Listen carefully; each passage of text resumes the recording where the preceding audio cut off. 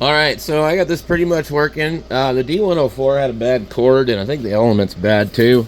But I can't be sure that it's not a problem with the amplifier circuit in the D104, but this thing seems to work. I don't believe I have a bulb for this anymore. I used to have those bulbs. I may have a parts CB radio somewhere with a bulb in it, and that'll work. But this will make a nice radio to plug in and just monitor. Now, I've never done this before, but I'm like wondering,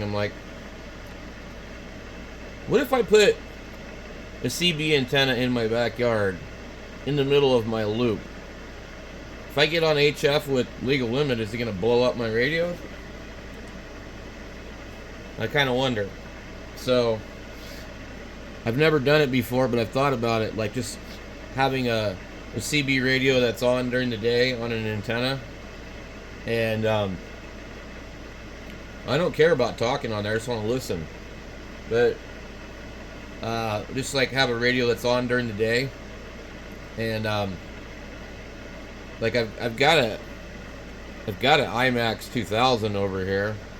I mean, I could run that, but I want to disconnect this thing every time I get on HF, and I don't want it on my regular antenna, because it's not vertical. But anyway, I'm just thinking, I'm like, wonder if I blow up the radio if I did that. So it still needs to be cleaned up inside. We haven't even got that far with it.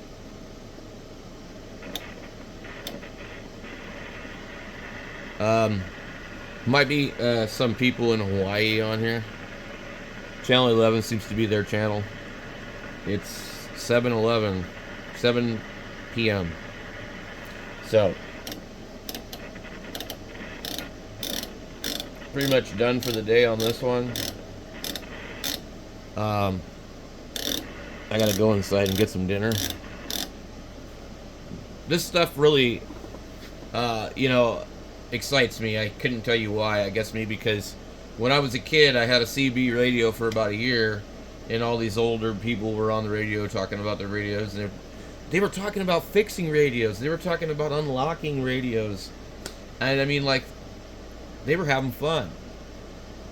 And they kind of remind me of my friend Kevin. Kevin's always fixing stuff and building stuff, and really that's like what he likes doing. And that's what I remember. I lived in Washington State, and this is like, we're talking back in the mid to late 80s. I was on, like, I think maybe 1987, 88, because the Uniden president, HR 2510, and the Radio Shack radios were the hot topic of discussion. Which, speaking of Kevin, he actually sold me one of those, or we traded something. So I actually got to have one of those for a while, and it was a cool radio. Was it really good enough to use on 10 meters, in my opinion, without... it just had some issues.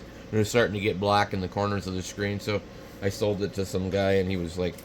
I sold it to him for like $100, and he was like super happy about it. But anyway, these kind of radios, they just kind of bring back that like thing for me as a kid. I'm like, dude, that would have been so cool to have a radio like this when I was a kid. I remember talking to some other kids on the radio back then, and they had like T-Berry radios. I'm like, what is a T-Berry? I never even heard of it. I remember there was a girl, she lived in Anacortes, Washington, and we used to go over to the park, and I would sit in my mom's car, and I had a Uniden Pro 520 XL, and I put a whip on the antenna, and it would, I think one time I ran the battery dead, but anyway, I got yelled at for that. But I just remember talking across the water, and the girl was like, yeah, I'm on my dad's radio, it's a T-Berry. I'm like, what is that? Like a T-Berry Striker or something, I can't even remember. But I just imagined some, like, at that time I was imagining something that would have looked like this. But anyway, this is just really cool to find, and it's like almost more exciting than finding a ham radio at, the thrift store, which I've never found, by the way. I've never found one. I bought an FT102 from one of the other thrift store people, and I think that he found it either at Goodwill or where I found this one. So, but this is just really cool. The reason we have a lot of this stuff is there's so many people that move here from California that they want to move to northern Arizona, and then they go through all their stuff, or maybe they die or whatever, and then all their stuff just gets donated. And you see a lot of that. Like, I've never seen anything quite like it. I don't really like it here, but like it's been really a lot of fun, and I will definitely miss this kind of stuff when we eventually do move, because it's gonna happen sooner or later. At least I think so.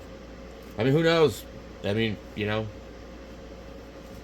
knows what happens? But I don't think we'll be here forever. But you never know. So anyway, this is the Cobra 139, and there's just nothing on right now. It needs to be cleaned up. So we got sideband. I don't know. I'm gonna have to look up and see if there's any kind of mods for it. It'd be kind of cool to get it to work on channel 38. But yeah, so a vintage sideband radio. Anyway, guys, and I bet Kevin knows how to do it too, because he could just put a VFO on it. Probably is what you need to do. You just get a VFO. There's probably all kinds of crazy mods for these things. So I'll catch you guys later.